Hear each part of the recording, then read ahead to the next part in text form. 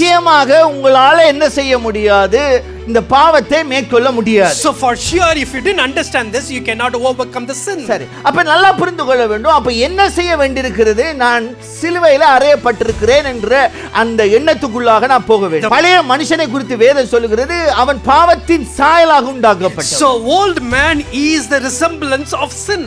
பழைய மனுஷன் என்பவன் அவன் ஆதாமுடைய சாயலை தரித்து கொண்டவன். So the old man has the image of Adam. அடிமை என்பவனை பொறுத்த மட்டும் அவனாக என்ன செய்ய முடியாது, விடுதலையாக முடியாது. So when we speak about slave, then they cannot be redeemed by on their own. அப்ப என்னுடைய பழைய மனுஷனை விடுவிக்கிறதுக்கு ஒருவர் வேணும்னு சொன்னால் அது ஆண்டவராகிய இயேசு கிறிஸ்துவால் மாத்திரம் தான் முடியும். ஆகவே தான் வசனம் சொல்லுகிறது, குமாரன் விடுதலையாக்கினால் மெய்யாகவே விடுதலை ஆவீர்கள் என்று சொல்லுகிறது.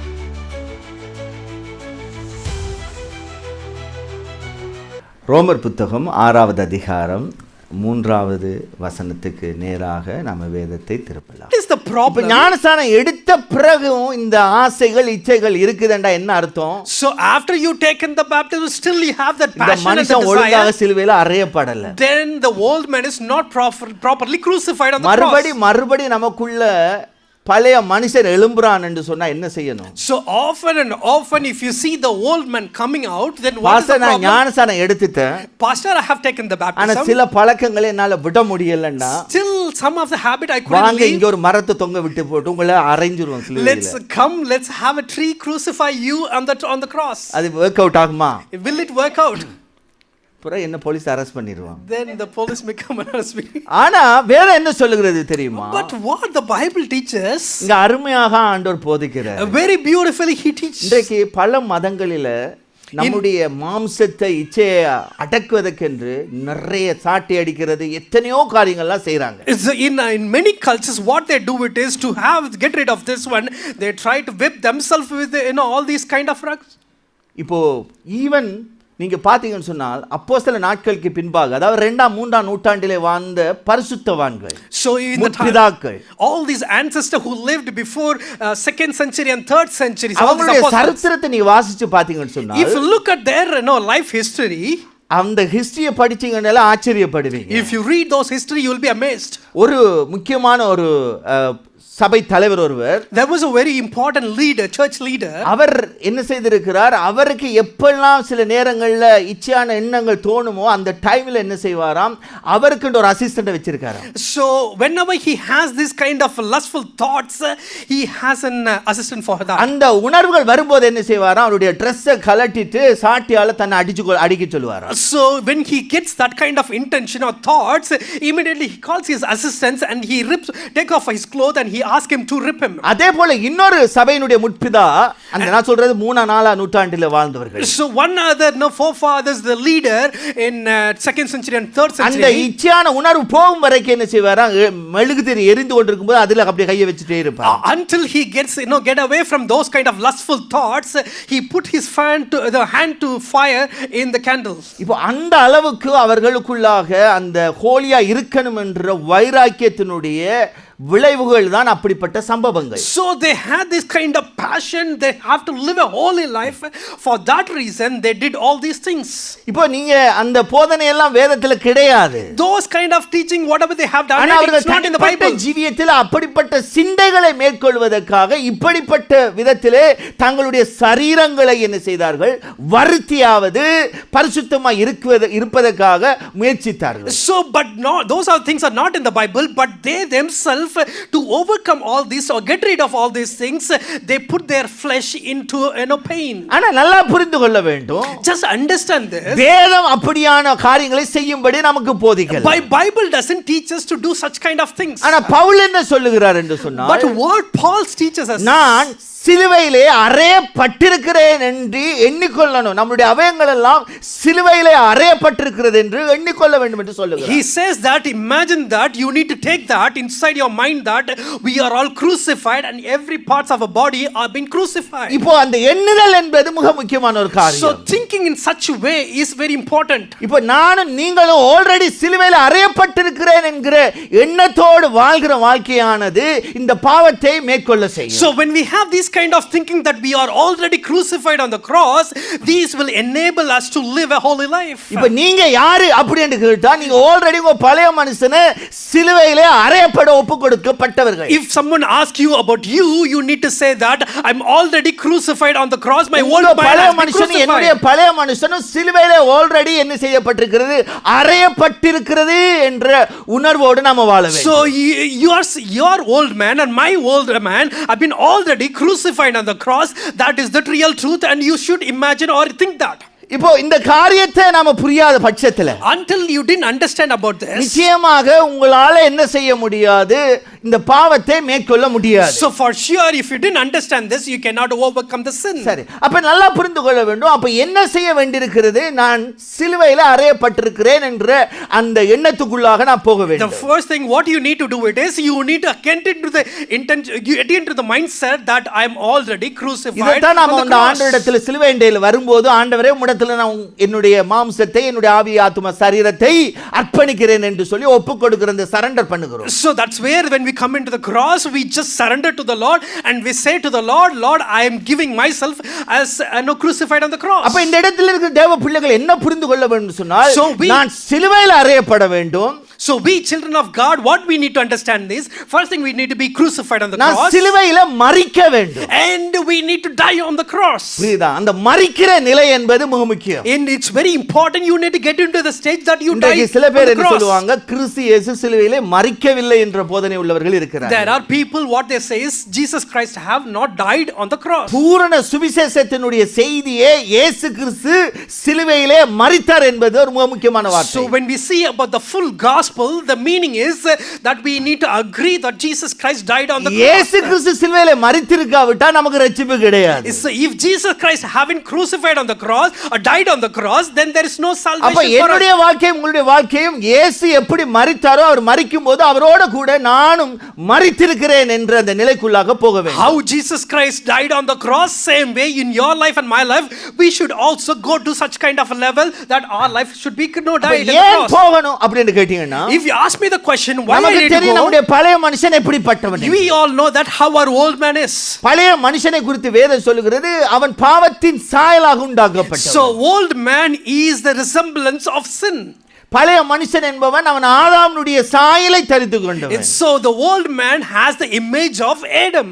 இந்த பழைய மனுஷன் என்ன செய்வான்னு சொன்னால், தேவனுக்கு எதிரானவன், தேவனுக்கு கீழ்ப்படியாதவனாக நம்மளை இருக்க செய்கிறவன். So the old man is going to stand against God, and the man who is disobeyed to God. அப்போ அந்த பழைய மனுஷன் என்ன செய்யப்பட வேண்டும் என்று சொன்னால், முழுவதுமாய் கிறிஸ்துவுக்குள்ளாக சிலுவையிலே மரிக்க வேண்டும். So this old man, what he is supposed to be done is, he should be crucified on the cross and he should die on the cross. முக்கியமான சில வார்த்தைகளை நான் உங்களுக்கு காண்பிக்க I விரும்புகிறேன். just want to highlight few of the important verses. எடுக்கலாம் வேத புத்தகத்தில். Turn with me the Bible. யோவான் புத்தகம் 8வது அதிகாரம் 34வது வசனம். So John chapter 8 verse 34. John chapter 8 verse இயேசு 34. அவர்களுக்கு பிரதியுத்தரமாக, பாவம் செய்கிற எவனும் பாவத்துக்கு அடிமையாய் இருக்கிறான் என்று மெய்யாகவே மெய்யாகவே உங்களுக்கு சொல்லுகிறேன். Jesus replied, very truly I tell you, everyone who sins is a slave to sin. இப்போ இந்த இடத்துல ஆண்டவர் ஒரு பழைய மனுஷனுடைய வாழ்க்கையை குறித்து பேசுகிறார். God is speaking about an old man's life. என்னவா, பாவம் செய்கிறவன் பாவத்துக்கு அடிமையாக இருக்கிறான். A person who sins is a slave to sin. அப்ப நம்முடைய பழைய மனுஷன் என்ன செய்வான், அவனுடைய நேச்சரே பாவத்தில வாழத்தான் விரும்பும். So the old man's nature is he likes to live in sin. அந்த பழைய மனுஷன் எப்பவுமே தன்னுடைய மாம்சத்தை திருப்திப்படுத்தத்தான் அது என்ன செய்யும், தேடும். So all the old man self, what it will do with it try to satisfy the flesh. அதனுடைய காரணம் என்ன சொன்னால், அவன் ஒரு அடிமையாக, அந்த இடத்துல சொல்லப்பட்டிருக்கிற வார்த்தை ரோமர்களுடைய அடிமையை குறித்து பேசப்படுகிற அந்த அதே சேம் வார்த்தை So பயன்படுத்தப்பட்டிருக்கிறது. in this place when it says if they sin, live in sin, they are slave to sin. When they say about slave, it is referring to the Roman slave culture. அப்ப அடிமை என்பவனை பொறுத்த மட்டும் அவனாக என்ன செய்ய முடியாது, விடுதலையாக முடியாது. So when we speak about slave, then they cannot be redeemed by on their own. alone. அப்ப என்னுடைய பழைய மனுஷனை விடுவிக்கிறதுக்கு ஒருவர் வேணும்னு சொன்னால் அது ஆண்டவராகிய இயேசு கிறிஸ்துவால மாத்திரம் தான் முடியும். ஆகவே தான் வசனம் சொல்லுகிறது, குமாரன் விடுதலையாக்கினால் மெய்யாகவே விடுதலை ஆவீர்கள் என்று சொல்லுகிறது. That's the reason you can see a person cannot redeem themselves. He need a redeemer. That's the reason the word of God says, if God has not delivered, no one is there to deliver us. இப்போ இந்த இடத்துல ஞானஸ்நானம் எடுத்தவர்களும் இந்த சத்தியத்தை அவதானிக்கணும். So even people have taken the baptism, you also need to think about even this. ஞானஸ்நானம் எடுக்காதவர்களும் இந்த சத்தியத்தின் ஆழத்தை புரியணும். Even people who haven't taken the baptism, you need to understand the உங்க depth of this வாழ்க்கைக்கு இந்த message. சத்தியத்தை விடுதலை கொண்டு வருவதற்கு இந்த வார்த்தை தாராளமாக போதுமானது. So this word is more than enough to bring the deliverance in your life. So ஆண்டவருடைய பரிசுத்த நாமத்துக்கு நான் பிள்ளையாக அவருடைய பிள்ளையாக மாற வேண்டும் என்பதற்கு இந்த அடிப்படை உபதேசம் மிக அவசியமானது. So if you want to become a child of God, then this kind of teaching is a basic teaching. சரி, இப்போ நான் முதல்ல இந்த ஞானஸ்நானம் எடுத்தவர்களுக்கு சில வார்த்தைகளை நான் காட்ட So விரும்புகிறேன். first I want to speak about the person who have already taken the baptism. இந்த 2 பேதுரு புத்தகம் 2 Peter chapter 2 verse 19 க்கு நேராக வேதத்தை திருப்புங்க. 2 Peter chapter 2 verse 19. yeah. தாங்களே கேட்டுக்கு அடிமைகளாய் இருந்தும்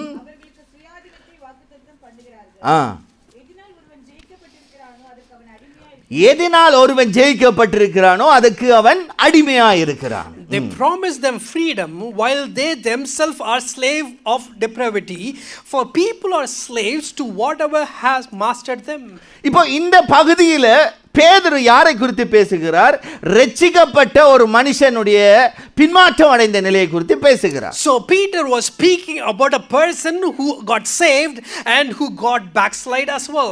இப்போ அவர் சொல்லும்போது சொல்லுகிற அந்த வார்த்தை இந்த இடத்திலேயும் அதே வார்த்தைகளை அவர் சொல்லுகிறார். So when we are speaking about this, he mentions தாங்களே கேட்டுக்கு அடிமைகளாய் இருந்தும் அப்படி என்றார். and he says they were the slave for this particular thing. சொல்லிட்டு எண்டில சொல்றாரு, என்ன சொல்றாரு? ஒருவன் ஜெயிக்கப்பட்டு எதனால ஒருவன் ஜெயிக்கப்பட்டிருக்கானோ அதுக்கு அவன் அடிமையா இருக்கிறான் அப்படி என்றார். So he says also, he speaks about slave of corruption. Also he says a person who got a master who got victory about that. So இந்த இடத்துல இருக்க இந்த சொற்களை கொஞ்சம் ஆழமாக பாருங்க. So you need to understand some of the verses in this place. கிறிஸ்தவ ஜீவியம் என்பது அடிமைத்தனத்தினுடைய வாழ்க்கைக்காக உங்களை அழைக்கல, சுயாதீனம் உள்ள ஜீவியத்துக்காக அழைக்கப்பட்ட கூட்டம். The life of Christian is not to be called and live under the bondage. You are called to have a free life. சுயாதீனம் உள்ள வாழ்க்கை என்று சொல்லும் பொழுது நாம சுதந்திரமா நான் நினைக்கிற மாதிரி செய்வேன் என்பது அல்ல. தேவ ராஜ்யத்துக்கு உட்பட்ட காரியங்களிலே எனக்கு ஒரு சுயாதீனத்தை ஆண்டவர் தந்திருக்கிறார். So when we say about the freedom, it doesn't mean that they can live however they want. No, it's not like that.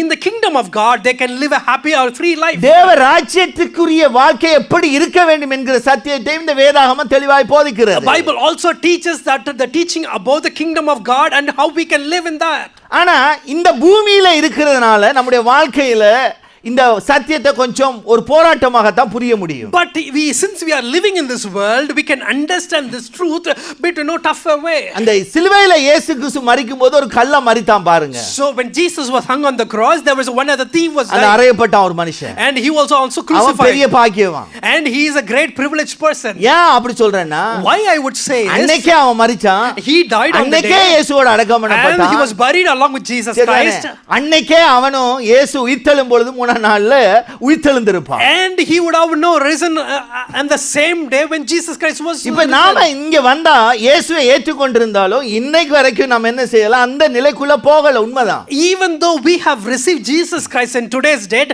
but we haven't reached to that kind of level. இப்போ நானும் நீங்களும் சிலுவையில் அறையப்பட்டவர்கள் என்று எண்ணிக்கொண்டாலும் இந்த உலகத்தில் இருக்கிற நிமித்தம் சில பழைய சுபாவங்கள் நம்மளுக்குள்ளாக எழும்ப பார்க்கிறது. Since we are imagining and thinking that we are already crucified in Christ, but still since we are living along with those world, there are something we cannot negotiate. வசனம் 20ல அதே 2 Peter 2 verse 20ல சொல்லுகிறார், பேதுரு எச்சரிக்கிறார் பாருங்க. So 2 Peter chapter 2 verse 20 also என்ன சொல்றார் பாருங்க. கர்த்தரும் இரட்சகருமாய் இருக்கிற இயேசு கிறிஸ்துவை அறிகிற அறிவினாலே உலகத்தின் அசுத்தங்களுக்கு தப்பினவர்கள். நாமெல்லாம் யாரு? ஞானஸ்நானம் எடுத்த கூட்டம் எல்லாம் இந்த உலகத்தின் அசுத்த இச்சைகளுக்கு தப்பின கூட்டம். And the Bible says, and when people escape from the wickedness of the world by knowing the Lord and the Savior Jesus Christ. கொஞ்சம் இத கொஞ்சம் ஆழமா பார்க்கணும் நீங்க. We need to think the bit deeper. இப்ப இயேசுட்ட வந்து இயேசுவோட கூட நான் அடக்கம் பண்ணப்பட்டு உயிர்த்தெழுந்த பிற்பாடு என்னுடைய வாழ்க்கை இந்த பாவ இச்சைகள் எல்லாவற்றுக்கும் நான் என்ன செஞ்சிருக்கிறேன், தப்ப வச்சிருக்கிறாரு. And since I came along with Jesus Christ when we was crucified, God has escaped me from all these அதோட of அவர் this நிப்பாட்டல, world. அவர் சொல்றாரு மறுபடியும் அவைகளில் சிக்குண்டு ஜெயிக்கப்பட்டால். And continuously he says, and again entangled in it and are overcome. இப்ப ஞானஸ்நானம் எடுக்கிறதுக்கு முன்னாடி அண்ணன் ஒரு குடிகாரன். So before we take a baptism, அண்ணன் சொன்னா நாம சொல்றோம். So brother was a drunkard, like you know, I'm just mentioning. ஞானஸ்நானம் எடுத்த பிற்பாடும் அதே குடியில இருந்தோம்னால், so after we take the baptism, still we are becoming, like you know, we are living a drunkard life.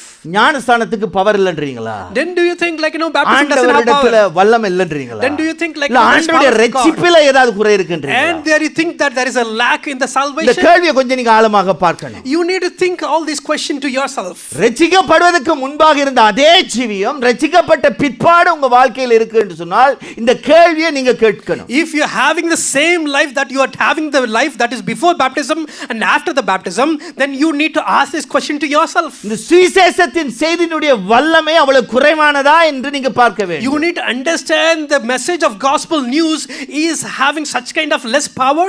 நிச்சயமாக அது குறைவானது அல்ல. No, for sure it doesn't have less பிரச்சனை power. எங்க இருக்கு? நம்மள்ட்ட தான் இருக்கு. Where the problem is, it's lying with us. ஒன்று சரியான விதத்தில் நீங்க சத்தியத்தை புரிந்து உண்மையான ஒரு மனம் திரும்புதல் இல்லாததோட நீங்க ஞானஸ்நானம் எடுத்திருக்க வேண்டும். So you haven't understand the truth in the right way and haven't taken the baptism accordingly.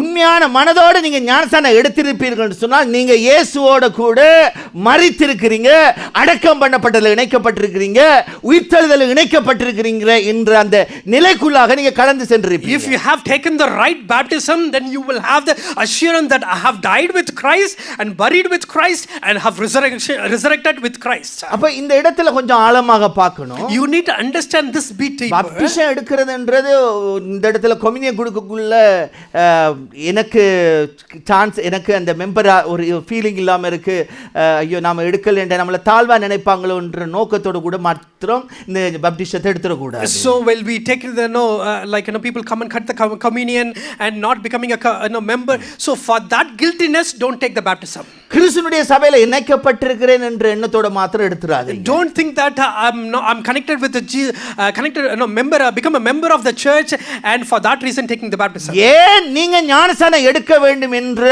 அந்த சத்தியத்தை தேவனுக்கு உங்களுக்கு இருக்கிற உறவின் அடிப்படையில் நீங்க பார்க்க வேண்டும். So you need to understand why I take the baptism. It is connected with the fellowship with Christ Jesus. இப்போ ஞானஸ்நானம் எடுத்த மனுஷனுடைய நிலையை குறித்து அங்க தொடர்ந்து சொல்கிறது, அவர்களுடைய பின்னிலை முன்னிலையிலும் எப்படி இருக்குமா? கேடுள்ளதா இருக்கும்னு சொல்லப்பட்டிருக்கு. You can see that later those people's life how it becomes, they are worse off at the end than they were at the beginning. ஒரு ஆவியோட வாழ்ந்தவன் ஏழு ஆவியோட வாழ்ற மாதிரி. So a person who lived with one spirit, now it's living with seven spirit. புரியுதா? அவனுடைய நிலை அவ்வளவு மோசமானதாக போகும் என்று பேதுரு எச்சரிக்கிறார். So his life will become that kind of extent and Peter is giving a warning. அவர் அதோட நிப்பாட்டல பாருங்க. And he doesn't stop over there. சொல்றார், தொடர்ந்து சொல்றாரு. And he says continuously, நீதியின் மார்க்கத்தை அறிந்த பின்பு தங்களுக்கு ஒப்புவிக்கப்பட்ட பரிசுத்த கற்பனை விட்டு விலகுவதை பார்க்கிலும் என்னவா அதை அறியாதிருந்தார்களானால் அவர்களுக்கு நலமா இருக்கும். It would be better for them not to know the ways of righteousness than to have known it and then turn their backs to the sacred command that they were passed on to them. இந்த சத்தியத்தை இந்த இடத்துல இருக்கிற எல்லாருக்கும் பொதுவா சொல்றேன். So this truth I just saying to everyone as a அந்த வசனம் அழகா சொல்லுது. Very very beautifully it says, நீதியின் மார்க்கத்தை அறிந்த பின்பு, after they come to know about the ways of righteousness. நீதியின் மார்க்கம் உங்களை என்னையும் பரிசுத்தத்துக்கு நேராக அழைத்திருக்குது. This the way of righteousness that leads us towards இப்போ நீங்க அறியலன்னு யாரும் சொல்ல முடியாது. No one will say that you don't know about that. இப்போ நீங்க சொல்றீங்கன்னு வைங்களே, அப்படியேண்டா இந்த ஞானஸ்நானம் வேணாம். If you say like if that is the case, I don't want the baptism. அதுக்காக தான் இப்போ இந்த சத்தியத்தை பேசுறேன். That's the reason I'm just preaching to நான் you. இப்ப பேசுற சத்தியம் உங்களை நியாயம் தீர்க்கும். Because this truth what I'm speaking now it will judge you. முடியாது. You cannot be escaped from this truth. அறிஞ்சிட்டீங்க. Because you come to know. நோக்கத்தை அறிந்திருக்கிறீங்க. You understand the notion of மார்க்கத்துடைய நோக்கத்தை அறிந்திருக்கிறீங்க. You know the reason for this அது உங்க வாழ்க்கையை எப்படி செழிப்பாக மாற்றும் என்று அறிந்திருக்கிறீங்க. You know that this life will how you take it to the இந்த நித்திய ஜீவனை கொண்டு வர வரத்தக்க மார்க்கம் இதுதான் என்பதை You அறிந்திருக்கிறீங்க. come to know that, realize that this is the true, this is the religion that takes to the eternal life. ஆனா அதுக்கு பதிலா ஐயோ அப்ப நான் இனிமே பாவமே ஃப்ரீயா செய்ய முடியாதா ஞானஸ்நானம் எடுத்த So பிற்பாடு. after taking the baptism, I can't do my sin freely. Mainly teenage பிள்ளைகள் கொஞ்சம் யோசிக்கிற So காரியம். it is the important thing that all the teenagers will think. So அப்ப நான் வந்து என்ன செய்ய முடியாது, தப்பு பண்ண முடியாது, So I can't make any mistake. பாவம் செஞ்சா ஏசப்பா தண்டிச்சிடுவாரு. Yes, if I make a mistake, then அதுக்கு if I நான் do sin, ஞானஸ்நானம் then எடுக்காமலே நான் வாழ்ந்துட்டு for போகலாம். that reason, let me not take the baptism and live in my life. ஞானஸ்நானம் எடுக்காம நீங்க வாழலாம், You, without taking a baptism, you can live. சந்தோஷம் வாழுங்க. Yes, that's good. You ஆனா can live. எப்ப நரகத்துக்கு போய் சேருவீங்கன்ற நிச்சயம் உங்க கையில கிடையாது. But there is no assurance that when you will go to hell. I don't know. நான் சொல்றது புரியுதா? Do you understand what I'm saying? நம்முடைய வாழ்க்கை எப்ப நமக்கு ஒரு முடிவு வரும் என்பது என்னுடைய கரத்திலும் இல்ல, உங்களுடைய கரத்திலும் அல்ல. So we don't know when is our life ends, and it's not in our hand as well. ஆண்டவர் அந்த நாளை எப்ப நமக்கு நியமித்திருக்காருன்னு நமக்கு தெரியாது. And God also, we don't know when God has designed that day ஆனா for இந்த us. சத்தியம் உங்களிடத்துல பேசப்படும் போது, But when the truth has been spoken to உண்மையான you, ஒரு மனம் திரும்புதலோடு அந்த வார்த்தைக்கு கீழ்ப்படிவது என்பது உங்களுடைய வாழ்க்கையில் ஆசீர்வாதத்தை கொண்டு வரும். so with the true repentance, if you obey to the word of God, then it will give a blessing to you. அதுக்கு பதிலாக நான் அதை இக்னோர் பண்ணிவிட்டு, Instead of that, if I start to ignore the truth, நான் வாழ்றது போல கொஞ்சம் ஃப்ரீயா கொஞ்ச காலத்துக்கு வாழுவேமே, as I live, like, let me continue to live. At least ஒரு 24 மேரேஜ் பண்ண வரைக்கும் வாழ்ந்துருவோம், அதுக்கப்புறம் பார்க்கலாம். At least let me live for 24 years, like until I get married. அப்படி நினைச்சீங்கன்னா சந்தோஷம். If you're thinking like that, that's fine. 100% சொல்றேன், நீங்க வந்து ஞானஸ்நானமே எடுக்க மாட்டீங்க. So I would say that you won't take the baptism after that. உங்க வாழ்க்கை நிச்சயமாக பரலோகத்துக்கு நேராக போகாது. So your life will not go towards the heaven. என்று சொன்னால் இந்த சந்தர்ப்பம் உங்களுக்கு இன்னொரு வாட்டி கிடைக்கும் என்பது எனக்கு தெரியாது, உங்களுக்கும் தெரியாது. Because you will get another opportunity like this, you also don't know. வேதத்தில் ஒரு அருமையான ஒரு பாத்திரம், So Peter, அப்போஸ்தல புத்தகம் 8வது அதிகாரத்தில் சொல்லப்பட்டிருக்கிறது. in the book of Acts chapter 8, it says like அந்த this. கந்தகை மந்திரியை குறித்து நீங்க வாசிக்க முடியும். So there was a minister of Candace, you can அந்த see. மனுஷனை குறித்து சொல்லும் பொழுது He speaks about that. பிலிப்பு அவனுக்கு சுவிசேஷத்தை சொல்றான். And Philip was giving sharing the gospel. பிலிப்பு சுவிசேஷத்தை சொன்ன உடனே அவன் போற வழியிலே, அதாவது அவன் ரிட்டர்ன் ஆகிட்டு அவன் வந்த நோக்கத்தை நிறைவேற்றிட்டு ஒந்த வேல என்ன செய்கிறான், போய் கொண்டிருக்கிறான். So he came for a particular purpose and he finished the work, and then he's on the way, he was going back to ஆனா his போற வழியில வேதம் சொல்லுகிறது, தண்ணியை பார்க்கறான், தண்ணியை பார்த்தோன்னே பிலிப்பு பேசல, அந்த மனுஷன் சொல்றான். என்ன சொல்றான்? தண்ணீர் இருக்கு, தடை என்ன அப்படின்னு சொல்லி அவன் என்ன செய்றான், ஃபோர்ஸ் பண்ணி அவன் கேக்குறான். So on the way when he was going, he saw the water and he says, is there anything that is stopping us to get the baptism? He voluntarily asked and he took the baptism. அப்போ உடனே பிலிப்பு என்ன செய்ய முடியாது, தடுக்க முடியாது. நீ விசுவாசித்தா உனக்கு தர்றேன்டா, அவன் தண்ணிக்குள்ள இறங்கி என்ன செஞ்சிடறாங்க. அங்க பாத்தீங்கன்னா அவங்கெல்லாம் ட்ரெஸ் கொண்டு வந்திருக்காங்களா, ஞானஸ்நானத்துக்குள்ள நம்மலாம் ட்ரெஸ் இதுக்கண்டு ஒரு புது ட்ரெஸ்ஸை வாங்கி என்னென்னலாம் பண்ணுவோம். So you can see that, is there anyone is stopping that? They were ready to do it immediately. They didn't think about the dress and all those stuffs. If you want, ஒரு preparation கிடையாது. there was no preparation. ஒண்ட வேல நடக்கிற ஒரு சம்பவம். All these are happening on the way. அப்போ நல்லா புரிந்து கொள்ள வேண்டும். Just understand these things. இந்த ஞானஸ்நானம் என்பது ஒரு காத்திருக்கிற ஒரு காலம் என்று இருக்குன்னு சொல்லி வேதம் போதிக்கல. So Bible doesn't teaches us that there will be a time and you can wait for the baptism. No, it's not like that. அப்போ அந்த இடத்துல சொல்லுகிற மிக முக்கியமான காரியம், அந்த உடனே அங்கே என்ன செய்கிறது, கீழ்ப்படிதல் நடக்கிறது. So Bible teaches and it says that immediately they responded to the message of gospel. இதே காரியத்தை தான் பவுல் அப்போஸ்தலன் 9வது அதிகாரத்துல பவுல் அப்போஸ்தலனுக்கு நடக்கிற சம்பவம். Same kind of thing you can see it in Acts chapter 9. Paul the apostle அவன் speaks ஏற்றுக்கொள்ளுகிறான், and he accepts the gospel. ஆனா அதே அந்த 9வது அதிகாரத்துல அந்த வசனம் இருக்காது. அதை என்ன செய்கிறார், பவுல் அப்போஸ்தலன் மறுபடியும் Acts chapter 22ல You விளங்கப்படுத்துகிறார். can't find it in the Acts chapter 9, but you can see in Acts chapter 22 he explains to that. verse 16ல சொல்லுகிறார், And 16 he says, இப்பொழுது நீ தாமதிக்கிறது என்ன, நீ எழுந்து கர்த்தருடைய நாமத்தை தொழுது கொண்டு ஞானஸ்நானம் பெறு அப்படின்றார். and why you are still waiting for it, you just get up and then start proceed with the baptism. அன்றைக்கே அவர் கீழ்ப்படிந்து ஞானஸ்நானம் எடுக்கிறார். And on that same day he obeyed to the word and he took the baptism. Acts chapter 16 அப்போஸ்தல புத்தகம் 16வது அதிகாரத்தை நீங்க வேதத்தில் எடுத்தீர்கள் என்று சொன்னால், And if you turn your Bible to Acts chapter 16, 33வது வசனத்திலே நீங்க பாத்தீங்கன்னு சொன்னால் அங்கே காவல் அதிகாரியை குறித்து வாசிக்க முடியும். and if you read in chapter verse 33, there is a jailer who was there. அங்கே நடக்கிற சம்பவம் இதே மாதிரி ஒரு சம்பவம் And தான். the similar kind of incident happened அந்த over there. ராத்திரியில சுவிசேஷத்தை கேட்கிறாங்க. And he listened to the message, a gospel message on அந்த the same night. ராத்திரியிலே அவனும் அவனுடைய வீட்டாரும் ஞானஸ்நானம் எடுத்தார்கள். On the same night, his whole family and he அது himself எப்படி got the பாஸ்டர் baptism. அன்றைக்கு ராத்திரி எடுத்துறாங்கன்றீங்கடா.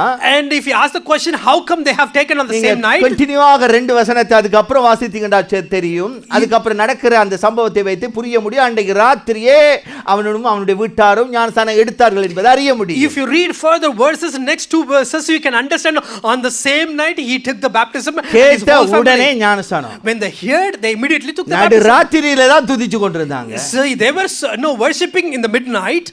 மார்னிங் வரட்டுமே காலையில ஞானஸ்நானம் எடுக்கட்டாம் என்று கூட அவங்க இருக்கல. So they didn't wait like let it dawn, let it become a morning and then we take it. ஞானஸ்நானத்தினுடைய அந்த ஆழத்தை அந்த அதிகாரி புரிந்திருந்தார். So they people, those authorities, they understood the importance of baptism. அப்ப இன்றைக்கு நம்ம ஒவ்வொரு எடுத்து பார்த்தோம் என்று சொன்னால் Today we consider நிறைய ourselves. விதத்துல நாம சாக்கு போக்கு சொல்றோம் பாருங்க. There are many excuses that we உண்டு sometimes கல்லன் we say. எடுத்தானா ஆண்டு கேப்போம். கல்லன் எடுத்தானா ஞானஸ்நானம் We ask the எடுப்போம். question that he was the thief has taken the ஏதாவது baptism. ஒன்றை சொல்லி என்ன சொல்லுவோம், ஐயோ என்னுடைய கொஞ்சம் வெயிட் பண்ணுங்க, இன்னும் கொஞ்சம் என்ன ஆயத்தப்படுத்தணும். So we will say like let me wait for some more time, let me prepare myself. இது இப்படி பல காரணங்களை நம்ம சொல்லிக் கொண்டே இருக்கோம். We give many other reasons for this. நான் சொல்றேன், சாக்கு போக்கு சொல்றவங்களுக்கு சொல்றேன், கர்த்தருடைய வருகை சீக்கிரம். So people are giving excuses. I would say to you, God's coming is very close. ஆண்டவருடைய வருகை சீக்கிரம், அதுல எந்த மாற்றமும் கிடையாது. So God's coming is very close. There is ஆண்டவருடைய no change வருகையின் in it. போது நீங்க எடுத்துக்கொள்ளப்படுவதற்கு பாத்திரவான்களா இருக்கணும்னா, So on the coming of the Lord, if you have to be taken, உங்க வாழ்க்கையில ஞானஸ்நானம் என்பது மிக முக்கியமான ஒன்று. then in your life baptism is very important. கிறிஸ்துவோடு அந்த இணைக்கப்பட்டு அந்த அவரோடு கூட மரித்து அடக்கம் பண்ணப்பட்டு உயிர்த்தெழுதலிலே இணைக்கப்படுவது என்பது மிக மிக It's அவசியமானது. very very important that you die with Christ, you bury with Christ, and then you resurrect with Christ. So நீங்க உங்களை ஆராய்ந்து பார்க்க வேண்டும். You need to retrospect your அப்போ life. இந்த இடத்துல பாத்தீங்கன்னு சொன்னா ஞானஸ்நானம் எடுத்தவர்களும் கொஞ்சம் திங்க் பண்ணி பார்க்கணும், உங்க வாழ்க்கை சரியாக இருக்குதாண்டு. People have taken the baptism, you also should think and you need to wait and you need to realize that. அதே நேரத்துல ஞானஸ்நானம் எடுக்க போறவர்களும் உங்களை ஆராய்ந்து பார்க்கணும், எந்த அளவுக்கு நாம ஒப்பு கொடுக்க வேண்டும் என்று. Also people who are not taken the baptism, then you also should think that how much you could surrender your life and அப்ப obey இந்த to the இடத்துல word. பேதுரு சொல்லுகிற அந்த சத்தியத்தை புரிந்து கொள்ளுங்க. You need to understand the truth about நீங்க what எதனால Peter says. ஜெயிக்கப்பட்டிருக்கிறீங்க, How, in which way you could have ரட்சிக்கப்பட்ட பிறகு overcome. மறுபடியும் நீங்க பாவத்துல விழுறீங்கன்னு சொன்னால், So after you have got saved, still you are falling on the sin. அந்த பாவம் உங்களை மேற்கொண்டிருக்கு. And the sin has overtaken அந்த you. பாவத்துக்கு நீங்க அடிமையா இருக்கிறீங்க. And you become the slave for the sin. நல்லா புரிந்து கொள்ளணும். Just understand this. நம்மள ஆண்டவர் விடுதலை ஆக்கி இருக்கிற நோக்கம் நாம எல்லாத்தையும் ஓவர் கம் பண்ணுவதற்காக. So God has delivered us. The notion is that we need to overtake and overrule everything. நீங்க அந்த பாவத்துக்கு அடிமையா போனீங்கன்னா உங்களுடைய நிலையை கொஞ்சம் யோசிச்சு பாருங்க. தேவ பிள்ளை என்று நீங்க எப்படி சொல்ல முடியும்? But you become a slave for the sin, then how come you need to think like என்னால how can I இருக்க call as a முடியல child of God? Pastor. I couldn't manage. I அது couldn't என்ன control myself. அறியாமலே ஒன்ன வாங்கி இழுத்தா தான் எனக்கு நிம்மதியா இருக்கு. So without my control, if I get a one and then I get a sip, அது that's என்னத்தை all. காட்டுது? What it shows? நீங்க அந்த காரியத்துக்கு அடிமையா இருக்கிறீங்க. That mean you are slave நீங்க to அதுக்கு that. எஜமானா இல்ல. You are not a நீங்க master எஜமானா for it. இருந்தா நீங்க அதை கண்ட்ரோல் பண்ணுவீங்க. If you are a master, then you will control all those things. அத தான் வேதம் சொல்லுது. That's what Bible also teaches. அத குறித்து இன்னும் அழகாக ரோமர் 6வது அதிகாரத்திலே பவுல் பேசுகிறதை பார்க்க முடியும். So Romans chapter 6 very beautifully he says also. ரோமர் chapter 6 verse 16 நீங்க வாசிங்க. 6 verse 16. மரணத்துக்கு ஏதுவான பாவத்துக்கானாலும் நீதிக்கு ஏதுவான கீழ்ப்படிதலானாலும் எதற்கு கீழ்ப்படியும்படி உங்களை அடிமைகளாக ஒப்பு கொடுக்கிறீர்களோ அதற்கே கீழ்ப்படுகிற அடிமைகளாய் இருக்கிறீர்கள் என்று அறியீர்களா? Do you know that when you offer yourself to someone as obedient slave, you are a slave of the one you obey, whether you are slave to sin which leads to death or to obedience which leads to righteousness. இங்க நல்ல அருமையாக பவுல் அதை புரிய வைக்கிறாரு. So Paul very beautifully explains in this place. நீங்க மரணத்துக்கு ஏதுவான பாவத்துக்கு அடிமையா ஒப்பு கொடுக்கிறீங்களா? Are you surrendering yourself for the slave of நீதிக்கு sin? ஏதுவான கீழ்ப்படிதலுக்கு உங்களை அடிமைகளா ஒப்பு கொடுக்கிறீங்களா? Are you allowing yourself for the righteous life as a no when you obey to அப்ப that? நம்ம எதற்கு கீழ்ப்படி ஒப்பு கொடுக்கிறோமோ அதுக்கு அடிமையாக மாறுகிறோம். So for whichever things you obey, you will become a slave for that. இன்றைக்கு இந்த சத்தியத்தை ஆழமாக நம்ம தேவ பிள்ளைகள் பார்க்கணும். So we children of God, you need to understand உங்களுக்கு the ஆண்டவர் truth. ஒரு பரிசுத்த நாமத்தை தந்திருக்கிறார். And God has given a holy name for you. உங்களுடைய பாவங்களை என்னுடைய பாவங்களை மன்னித்து அவருடைய குடும்பத்துக்குள்ள இணைத்து வைத்திருக்கிறார். He has forgiven your sins and my sins, and he has made us a அவருடைய family. ராயல் ஃபேமிலிக்குள்ள நம்மளை இணைக்கிறதுக்கு நானும் நீங்கள் எந்த தகுதியானவர்களும் கிடையாது. And to put us in his royal family, that we are not worthy of that. அப்ப அந்த ஜீவியத்தை ஆண்டவர் ஒரு நீதி மார்க்கமாக ஒரு நீதி உள்ள அவயமாக நம்மை ஒப்புக்கொடுத்து வாழ்கிற அந்த ஜீவியத்தை என்னுடைய வாழ்க்கையில உங்களுடைய வாழ்க்கையில எதிர்பார்க்கிறார். And God is also expecting a righteous life in your life and my life to be in that family. அப்ப இன்றைக்கு இத கொஞ்சம் நீங்க பாருங்க. Just think about this. எந்த அளவுக்கு உங்களுடைய வாழ்க்கையில உங்களை அடிமைப்படுத்திருக்குது. Which extent you are இவர் become a slave. ரட்சிக்கப்பட்டவர்களும் பார்க்கணும். People are being ஏதோ saved also. உங்க வாழ்க்கையில உங்களை அடிமைப்படுத்தி கொண்டிருக்கு. Which are the things are become a master for you? உங்களுக்கு ஆண்டவர் சொல்ற செய்தி, But நீங்க God gives a அடிமைகள் அல்ல. message. You are not a நீங்க slave. பாவத்துக்கு அடிமைகளா இருக்க அழைக்கப்பட்டவர்கள் கிடையாது. You are not to call to be a slave for the sin. நீங்க பரிசுத்தமாக நீதிக்கு அவங்களாக ஒப்புக்கொடுக்கப்பட்டவர்களாக நீங்க சுதந்திரவாளியா இருக்க அழைக்கப்பட்ட கூட்டம். God has called you to be a freedom maker, and you should have such kind of life. இது அருமையாக கலாத்தியர் புத்தகத்துல பவுல் சொல்றாரு. In the book of Galatians, he கலாத்தியர் just speaks chapter 2 verse 20 எடுத்தீங்கன்னு சொன்னால், chapter 2 verse 20 if you read, கிறிஸ்துவுடனே கூட சிலுவையிலே அறையப்பட்டேன், ஆயினும் என்னவா பிழைத்திருக்கிறேன், இனி நான் அல்ல கிறிஸ்துவே எனக்குள் பிழைத்திருக்கிறார். I have been crucified with Christ, and I no longer live, but Christ lives in me. இந்த வசனத்தெல்லாம் நீங்க ஆழமாக தியானிக்கணும். These are the verses that you need to think. இப்ப நல்லா புரிந்து கொள்ளுங்க. அவர் சொல்றாரு, நான் சிலுவையில் அறையப்பட்டிருக்கிறேன் என்றாரு. He says that I am crucified. I've been crucified with Christ. பரிசுத்தமான ஜீவியம் செய்வதற்கு என்ன அவசியமா இருக்குன்னு சொன்னால், நானும் நீங்களும் உங்களுடைய ஜென்ம சுபாவமும் என்னுடைய ஜென்ம சுபாவமும் சிலுவையிலே அறையப்பட்டிருக்கிறது என்ற சிந்தையோடு வாழணும். So you yourself and myself should live a holy life. Then we should have this thought that your old man life and my life has been already crucified on the cross. அப்ப இப்ப வாழ்ற வாழ்க்கை எப்படிப்பட்டது? So, but what about the life that I live currently? சொல்றாரு, கிறிஸ்துவுக்குள்ள பிழைத்திருக்கிறேன் என்றார். And he says I live in Christ. இப்ப மாம்சத்துல பிழைத்திருக்கிறதுக்கு ஒரு காரியம் இருக்கிறது. So to live in flesh, there is a reason for it. தேவனுடைய குமாரனை பற்றி விசுவாசத்தினாலே நான் இப்ப ஒரு புதிய வாழ்க்கைக்குள்ளாக பிழைக்க பண்ண வைத்திருக்கிறார். And he says that I live by faith in the Son of God who loves me and gave himself for me. நான் இந்த இதோட நான் நிப்பாட்ட விரும்புறேன். I just want to stop with this. இந்த பழைய மனுஷனை நீங்க மரித்தவங்களா உங்க வாழ்க்கையில எப்படி பாக்குறீங்க? So how you see your old man, whether dead or not? இல்ல உங்க வாழ்க்கையில பழைய மனுஷனை சுமந்து கொண்டே இருக்கிறீங்களா? Are you still carrying your old man still now? இப்ப ஞானஸ்நான அண்டையில நீங்க வரும்போது, when you come moment of சிலுவையில அறையப்பட்ட மனுஷன் என்ன செய்ய வேண்டும்? அந்த பழைய மனுஷன் தண்ணிக்குள்ள புதைக்கப்பட வேண்டும். So when you come before the baptism, the man who was crucified, now he has to be, the old man has to be buried. இப்போ ஒரு செத்த ஒரு பொடிய ஈவன் நம்மளுடைய நெருங்கின ஒரு பாசமான அவ்வளவு நம்மளை வளர்த்தவங்களாக இருந்தாலும் எத்தனை நாள் நீங்க வச்சு கொண்டிருப்பீங்க வீட்டுக்குள்ள? Just imagine, even though your dearly loved person, whomever it may be, if they died, how long you going to have their corpse there? Sorry, நான் பாசமாக இருந்துட்டேன், பாசமா என்ன வளர்த்துட்டாங்க. Yes, they were so loving to me, and I'm also loving them. அவங்களோட தான் நான் வாழ விரும்புறேன். So I'm going to live along with them. அப்படியே நீங்க வாழ்ந்தா, if you say like that and if you start to live, உங்களை பிடிச்சு போலீஸ் கொண்டு அரெஸ்ட் பண்ணுவாங்க முதல்ல. So then police will இல்லாட்ட உங்களை பிடிச்சு கொண்டு போய் என்ன செய்யணும்? மெண்டல் ஹாஸ்பிடல்ல வைக்கணும். Then we need to take you to the so place that we நான் need to சொல்றது treat. புரியுதா? அந்த பழைய மனுஷன் செத்துட்டா அது நார ஆரம்பிக்கும். So when the old man dies, it started to stink. அது இருக்க நாத்தம் பெருகி கொண்டு தான் இருக்கும். So when it's longer prolonged, it's going to stink a bad. ஆண்டவர் சிலுவையிலே அறையப்பட்டு சிலுவையிலே மரித்தவர்கள் மாத்திரமல்ல, அங்க அவருடைய சரீரம் நாறிக்கொண்டிருக்கல, அவருடைய சரீரம் அடக்கம் பண்ணப்பட்டது. He was not at all buried, also died, he also buried. இன்றைக்கு தேவ பிள்ளைகள் புரிந்து கொள்ள வேண்டும். We children of God, we need to understand நான் this. இயேசுவை சொந்த இரட்சகரா ஏற்றுக்கொண்டுட்டேன். Yes, I have taken Jesus Christ as a நான் savior. ஆண்டவருக்காக வாழ்றேன். Yes, I live for the Lord. அப்படி நீங்க சொன்னீங்கன்னா, if you say that baptism is not at all important, yes, that's good. நீங்க பழைய அந்த செத்த மனுஷனை சுமந்து கொண்டே திரியுறீங்க. So that mean you are carrying the old man, the dead man, and you are still living. உங்களுடைய வாழ்க்கையில அந்த நாத்தை எடுத்துக்கொண்டே இருக்கு. That's a reason you can still see that stink. நீங்க அதை அடக்கம் பண்ணும் வரைக்கும் until you bury, உங்க வாழ்க்கை நாரத்தான் செய்யும். your life will still no smelling. நான் சொல்ற புரியுதா? You understand what I'm saying? ஐயோ கை அந்த அந்த கை என்ன ஊட்டி வளர்த்த கை, அப்படி அந்த கையை மட்டுமாவது நான் என்ன செய்யட்டும், வச்சுக்கொள்ளட்டும். So that is the hand, it fed me and brought me to this place. Let me have that hand alone. நல்லா புரிந்து கொள்ளுங்க. Just understand. அது முழுவதுமா அடக்கம் And பண்ணப்படும். completely it should be buried. அந்த பழைய ஜென்ம சுபாவ மனுஷனை முழுமையாக அடக்கம் The பண்ணப்படும். selfish desire man, you should be completely buried. நல்லா புரிந்து கொள்ளணும் இந்த சத்தியம். Just understand the truth. உங்க வாழ்க்கை என்னுடைய வாழ்க்கையிலும் ஆண்டவர் எதிர்பார்க்கிற காரியம் அதுதான். In your life and my life, this is what God is expecting from us. வேதம் தெளிவாய் சொல்லுகிறது. Bible clearly கலாத்தியர் says. புத்தகம் 3வது அதிகாரம் 27வது வசனம்.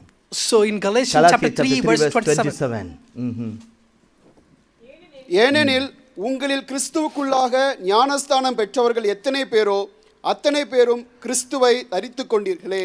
For all of you who were baptized into Christ have clothed yourself with Christ. நல்லா புரிந்து கொள்ளுங்க. Just understand this. அவருக்குள்ளாக ஞானஸ்தானம் எடுத்த எத்தனை பேரும் அவங்க யாரா மாறுறாங்க? Clothed yourself. என்னவா மாறி இருக்கிறோம்?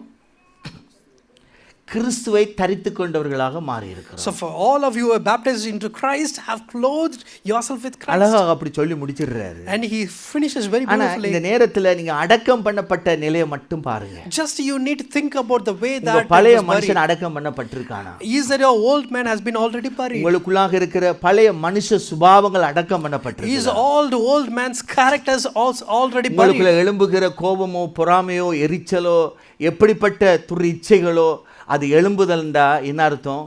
அது இன்னும் முழுமையா அடக்கம் பண்ணப்படலைன்னு So அர்த்தம். the anger, the lust, envy, bitterness and the lust, if it still continues, then you are not properly buried to that. சில பேர் அடக்கம் பண்ணிட்டாங்க, அப்போ உண்மையிலே அடக்கம் பண்ணினாங்க.